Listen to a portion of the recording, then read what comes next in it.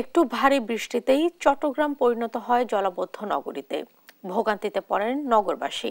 এর পেছনে city corporation, CDA ও সেবা সংস্থাগুলোর অপরিকল্পিত উন্নয়ন কাজকেই দায়ী করছেন নগর পরিকল্পনাবিদরা। পরিস্থিতি উত্তরণে সেবা সংস্থাগুলোকে সমন্বয় করে কাজ করার পরামর্শ দেন তারা। সহকর্মী AKM নাজিমের রিপোর্ট, জানাচ্ছেন দিবাশ্রী বড়ুয়া। ভারী বৃষ্টি হলেই কৃত্রিম নদীতে পরিণত হয় চট্টগ্রামের সড়কগুলো। বর্ষা মৌসুমে জলাবদ্ধতা যেন নগরবাসীর নিত্যসঙ্গী।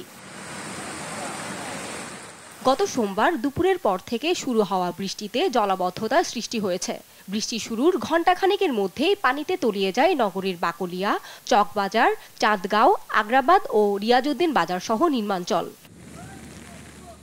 জলাবদ্ধতার অভিশাপ থেকে নগরবাসীকে মুক্তি দিতে সরকার একের পর এক বড় বড় প্রকল্প হাতে নিলেও কিছুতেই নিরসন হচ্ছে না এই সমস্যার।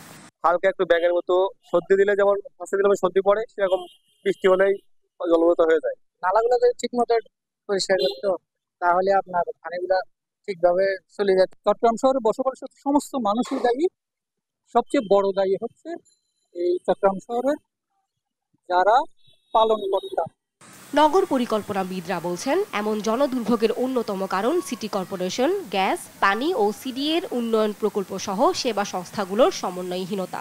এতে অপরিকল্পিতভাবে চলে শহরের বিভিন্ন সড়কের খোঁড়াখুঁড়ি। জনদুর্ভোগকে প্রাধান্য দিয়ে সবার সমন্বিত কর্মপরিকল্পনা ঠিক করার তাগিদ দেন এই নগরবিদ। অর্থ বরাদ্দ থাক বা না থাক, এদের দায়বদ্ধতা আছে চট্টগ্রামের মানুষের প্রতি।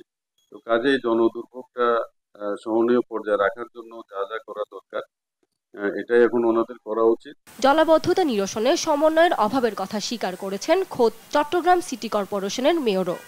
এই ময়লা আবর্জনা সরানোর দায়িত্ব কিন্তু এখনো সিটি কর্পোরেশনের উপর বর্তায় নেই।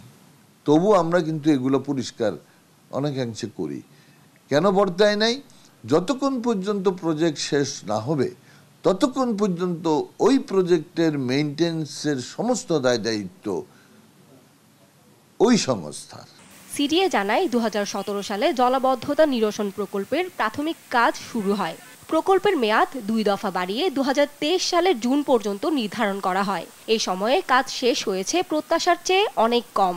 আরেক দফা বাড়িয়ে নির্ধারণ করা হয় 2026 সালের জুন পর্যন্ত। নিউজ ডেস্ক, দেশ টিভি।